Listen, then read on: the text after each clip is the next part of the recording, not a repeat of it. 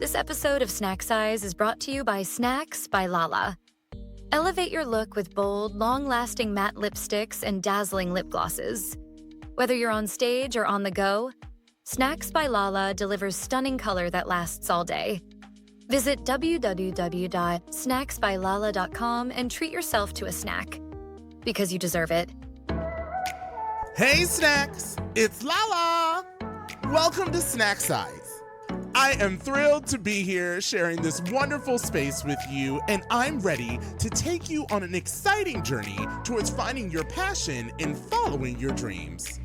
So whether you're discovering new interests, setting bold goals, or just looking for a dash of inspiration, know that every moment is worth celebrating and every dream is within reach. So grab a snack and get comfortable because we're about to dive into another fabulous episode. Our time together starts now.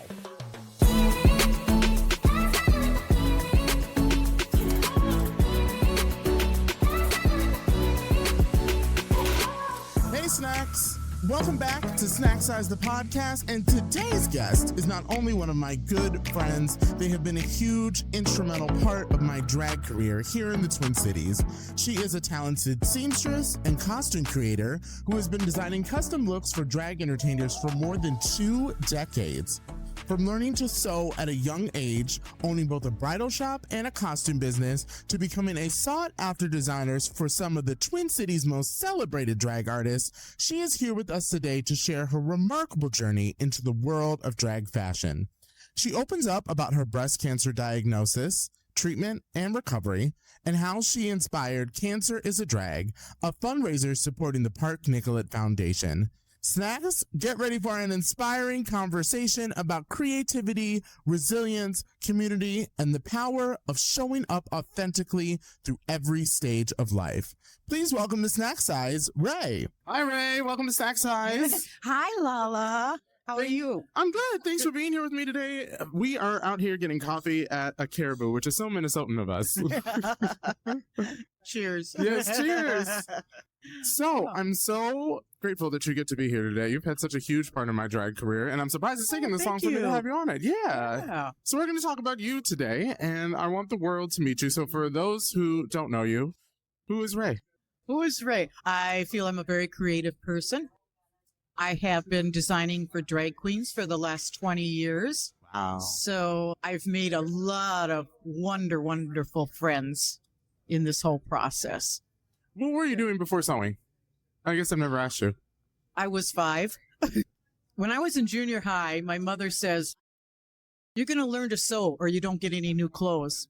So we learned to sew. And it's just, apparently, I was able to just catch the bug on that. Yeah. And even in college, I was known for sewing. I did a number of very specific projects for people. And did college students want their own clothes made? I had a friend on my floor whose goal was to be the first female conductor of a major symphony. Oh, wow. And so she asked me to design a black satin gown for her to wear while she was conducting. Okay. So that was real cool. So when did you know that sewing for you was going to be like your, I don't want to say a job because there's a creative, but like, how did you know it was going to be your profession, I guess? My passion? Yeah, your passion and profession, because that's a big leap. A lot of people sew and it's not a profession. When did you make that choice for yourself? I've been doing it for so many years that I really can't pinpoint it, but I will tell you this. Mm-hmm. You have to be a mercenary. Okay. I have so many people say, well, I sew for myself, but I could never sew it for anybody else. And for me, it was just a path that kind of just opened itself up. And I've made it work over the years. Yes. Yeah. So you had a store at one point, right? Yeah. I had for several years a bridal store in my hometown. Oh, wow. Yeah. It was a small town, so it was kind of limited. And well, I'd gotten divorced, and I said, what the heck? I dated every guy that was worth dating. How that goes, right? Decided, I need to move. It's a point in my life where I can do it. And I decided, well, I wanted to move to a metropolitan area after having grown up in a small town. Mm-hmm. And I'm glad that I chose Minneapolis because I view it as a very vital and creative community. It really is. I was just telling people I was on a trip and saying Minneapolis has some of the best arts just all around. Oh, for sure. Yeah. For sure. So we had a bridal shop. Yep, I had a bridal shop. Then you got to the metropolitan area. Yep. And I did open up a costume shop, which is a really cool business. But I'll tell you, you got highs and you got lows. How am I going to pay the rent? Yeah. And so I decided, okay, you got to have another source of income. And I started running through all kinds of possibilities. And I had decided, well, maybe I should design for drag queens. Very creative community. So it'd be a great outlet for me. So at that point, had you already worked with drag queens through the costume shop? No. But I had to, when I just made this decision, I ended up getting a booth at Pride. Okay. And I must have handed out 300 business cards. Oh, my goodness. My goal was to get 2 strong leads. I only got 1. But it was BeBe Benet. From RuPaul's Drag Race. Winner of the first RuPaul's Drag Race. Yes. And she has been one of my best cheerleaders all the way through this process. That's awesome. So, yeah. And she introduced me to so many of the other queens, and it just blossomed for me. So it was really a blessing. I think that's so ambitious that out of 300 business cards, you were only wanting 2. Realistic. Yeah. Because all you really need is a couple good, strong to get anything going. Yeah. Or in your case, just one. The right one, you know? The right one, right. Yes. Yeah. Do you remember the first costume? It must have been for BeBe. Do you remember the first drag costume you made then? No.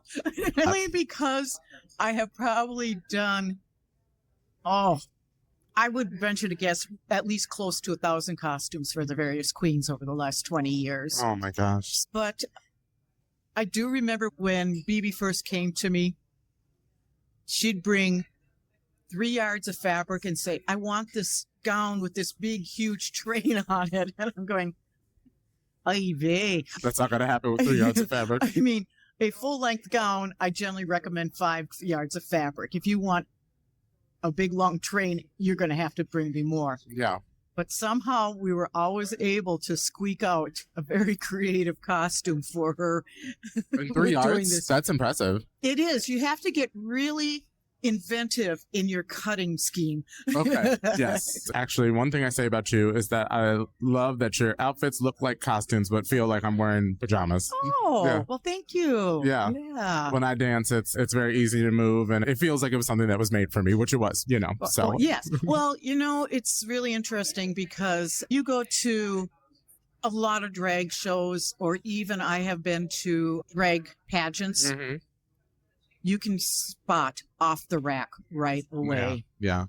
And there are a few very significant differences between designing for women and designing for drag queens. Yeah. There's a lot of similarities, but there's a lot of differences you have to take into account. Because of the body structure. Our bodies are over-exaggerated in a lot of ways, too. A lot of queens go with the big boobs, go with the booty, you know, and I basically have to design a pattern for every outfit that I make. Oh, wow. Yeah. That's impressive. And I know that takes so much time. Do you have a look that you are particularly proud of in the 20 years you've done this? Oh, my gosh. I have a lot of projects that I'm very proud of. And one of them happens to be for a queen named LaLa. Oh. LaLa was invited to do the Pride Night for the St. Paul Saints. St. Paul Saints, yes. Yeah, the minor league in the Twin Cities here. And she says, oh, I want to do a unique gown with the Pride colors. Yes. And we ended up designing, I just love this dress. You'll have to go. Do you have it on your website? I do. I have it on my Instagram. Okay. I think my people who follow me would know exactly what dress it is. Yes. Yeah. Yes. What I love about it is that it's a black circle on my hip, and where it sits is directly on my hip, and all the colors like shoot out from my hip and just go all across the dress. You listen to everything that I said, because I think what I was most nervous about, it was one of the first things as I was like coming up and getting more popular in the community, that when you put drag in front of people's kids, what you wear matters so much, you know. I remember you emphasizing that. It has to be this. Can't be revealing. It's got to be user friendly. Yeah. And so I think that's why when people have asked where I get my stuff done, and it's usually something you've made, actually, I encourage them to take the time to invest in those things, because could I have gotten something not as beautiful, but similar off the rack and gotten through it? Yes, but it wouldn't have fit all the requirements to make me just feel comfortable in that moment. Thank you. Yes. Thank you. Like I say, that's actually one of my favorites. And I have used that design in, I think, 3 or 4 different situations. But by changing just the fabrics, it's really another dynamic look, but using the same thing. So I love it. It was a great concept. I loved it. Yeah. I love it. So are there moments when you've been on this journey where you thought about giving up, and how did you work through those, if so? No. Not when designing for the drag queens. I have not. Yeah. Because each project is so special. It's special to me. It's special to the queen I'm working with. And for me and for my situation, this has been a very rewarding career for me. Yeah. Yeah. If someone listening to this wants to follow their passion, which clearly you've done, what advice would you give to them? Do it. Yeah. Just take and start walking off that pier and just keep walking. Yeah. Yeah. It's just a matter of faith. It's also, you have to get extremely creative in marketing yourself. Face it, no one else is going to get out there and do it for you. Exactly. Unless you got a BeBe there. So let's shift to something that you recently went through. You just overcame breast cancer. Yes. Yes. A year and a half ago, I was diagnosed. Yeah. And I was fortunate, and I only had to have a lumpectomy. And at the same time, I did choose to have, I forget what they call it, but my nodes taken out and tested. Okay. Just to make sure. As long as you're in there in surgery, I said, let's take it just to make sure it hasn't started to spread. And then I went through 4 weeks of daily radiation. Wow. But in the middle of all of this, I'm going, I am so blessed. They caught it early. I had great medical care. I had great insurance. And my chances of recurrence are like 3%. Oh, that's amazing. So that's I feel amazing. very blessed in that. But what happens to these women who have to decide, do I take care of myself? Do I take care of my kids? What do I do? And I said, okay, what can I do to help these people? I want to do a fundraiser and raise money so that this is help to one less thing that other women have to worry about getting through, or help them get through it at least. I talked to some of my queens.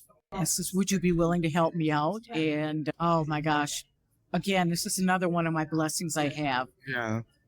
I had 14 queens who stood up and said, yes, we'll do it. And it still brings tears to my eyes, just how wonderful it's been. And so all the queens took and donated their performance and their tips to the cause. Yeah. And it was just wonderful. Even after the event, I had some of the queens, the performers coming up and saying, we really had a good time. Yes. And I'm going, wow. I mean, I expected it from my guests, but that really warmed my heart. I got to be a part of it behind the scenes. It was a beautiful show. Oh, she was. She was my queen wrangler. You keeping 10 queens lined up, ready to go is like herding cats. So LaLa helped me out with it. I always say cats who haven't eaten and are probably a little bit feral, but yes, the cats it is. A little feral. They are a little feral. I know that Cancer is a Drag is coming back, and I want to talk about that. Oh, yes, that's what we forgot to name. That's why I decided to name it Cancer is a Drag. Yes. I was going to say, has going through that experience changed the way you look at life? You had a really colorful life with working with queens, but did that change anything for you? I wouldn't say necessarily changed, but it has magnified a lot of things in my life. Like, it's just funny because I love going to talk to my banker. Because every time I see him, he says, Raye, you are just such a generous person doing all this. You know, he makes me feel so good when I go to visit him. Yeah. But it's opened up my heart. And I am of a certain age now where I call it quasi-retirement. Yeah. Because I'm fortunate enough to be able to collect my Social Security. Yeah. And I had enough money put away that I can live comfortably. But I still have select queens that I'm still designing for. Doing this to help other people has just filled up my heart. Yeah. It really has. And especially since my first event, I got that planned in less than 2 months. Yeah. And we raised $5,000. My goal was $10,000, but I was very happy with the $5,000. Yeah. And you got to plant a seed sometimes, though, and then watch it grow. Well, yeah. I asked a lot of people to look at, where did you hear about this? Social media. So I got to quit thinking myself as being an old lady and start doing some of this new technology. Yeah. And so we have a huge campaign planned for social media this year. Yes. And, do you want to talk about where it's going to be this year? Oh my gosh. The Marriott Northwest, very easy to find. The convention center has been so wonderful to work with.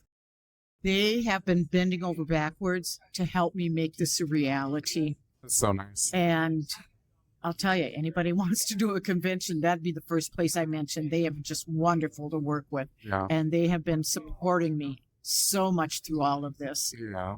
Awesome. And what's other is interesting in this too is the tech guy that I'm working with through them. He just lost his wife to breast cancer in February.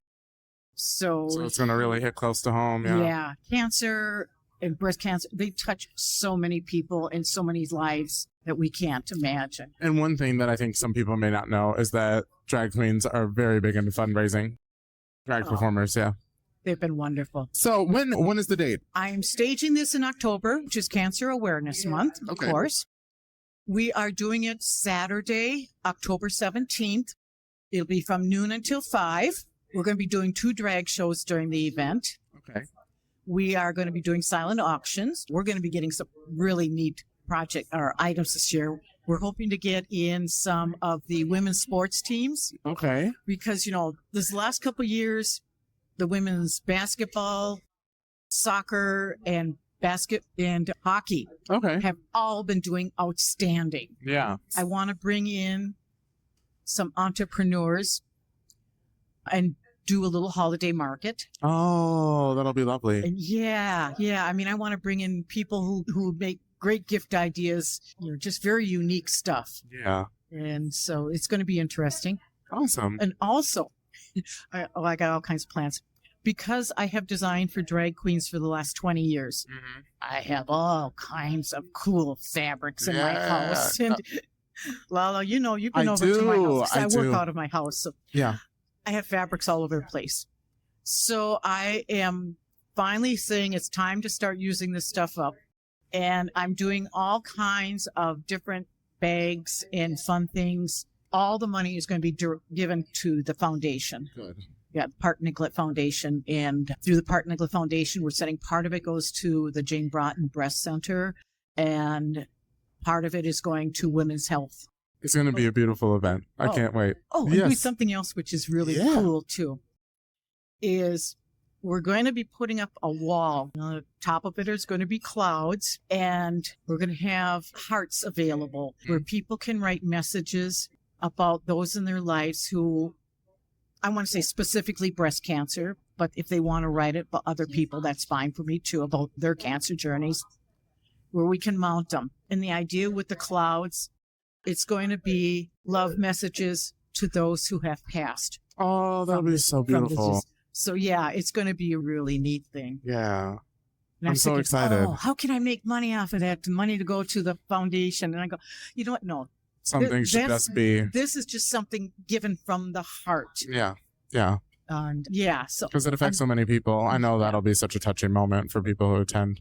Yeah. Which I'm sure all the listeners are going to. So I'll make sure it's on my social media, and then Cancer is a Drag will be working together to make sure that it has its own social media. So the word will be out for this fall. So to wrap up, I want to ask you just a few final questions, if that's okay. Oh, sure. All right. When you think of your impact in the Twin Cities, what do you want people to remember most? I'm hoping they will remember or talk of me about being funny and being caring, being generous. I hope they forget about the part about being a bitch. I don't think I've ever thought that of you, and here's why. Oh, go, you say what you're going to say. Okay, and I'll tell you why. Because when I went through the change, and it's family history, the women go through their change in the early 40s. They don't wait until they're in their 50s to do it. So you didn't know me then. Yeah. I went from being a bitch on wheels to just being so mellow in a couple years. It just totally amazed me. Oh, wow. Because most people talk about how they turn into a witch with a capital B when they go through menopause. Yeah. And it was just the opposite for me. Wow. And I'm really enjoying it. Yeah. I think that there is something to be said, though, where if you are ambitious and a minority, you know, in your case, women, in my case, I've experienced it both as a Black person and a queer person. Right. If you are ambitious and a minority, it somehow defaults, and you're successful. Yeah. It defaults to you being a bitch. And I don't always see that. Yeah. You've worked hard. You like what you like. Expect to be treated and, you know, revered in a certain type of way. And that's okay. And that is one of the secrets to life. Yes. Is go out expecting. Yes. To make it work. Yes. Yeah. It is funny because when I have my bridal shop, again, this is a small town, and maybe once a year I'd have somebody who's going to go to a pageant. You know, a woman going for a pageant or a little girl going for a pageant. And the one thing I would always tell them, no matter what, is walk on stage like you expect every eye in that audience to be looking at you. Yeah. And they will. And they will remember you. Yes. And it's one of the secrets. Awesome. What, I guess, is next for you? So we got Cancer as a Drag coming up in the fall. I do see Cancer as a Drag being a very important part of my life at this point, and continuing it every year. Yes. Yeah. And it's okay to just enjoy at this age. Just, for sure. Yes. Enjoy your garden. Yeah. Enjoy the people you work with. Yeah. Getting all my finances in order. Yes. All right. Yeah. Well, thank you so much for being here. Well, you know, LaLa, I always appreciate talking with you. You know, we have chatted together in the past so much. And I consider you a very good friend. I do too. And for those listening, Cancer as a Drag is going to be happening this October. We're going to be October 17th. October 17th. October 17th. And we will be having the socials and all the things, the website for Cancer as a Drag MN. So definitely keep on the lookout. It'll be on my page. And if you know any queen in the Twin Cities, I'm sure they'd be happy to share it. So stay tuned. In the meantime, snacks, be safe, love one another, and always remember to go be fabulous. Bye. Bye-bye. Hey, Snacks. I hope you enjoyed this episode of Snacksize the podcast. And since I know you don't want to miss out on the party, you can head on over to www.snacksizepodcast.com to catch up on all of the episodes. This episode was brought to you by a grant from the Minnesota State Arts Board. Until next time, go out into the world and remember that you are fabulous.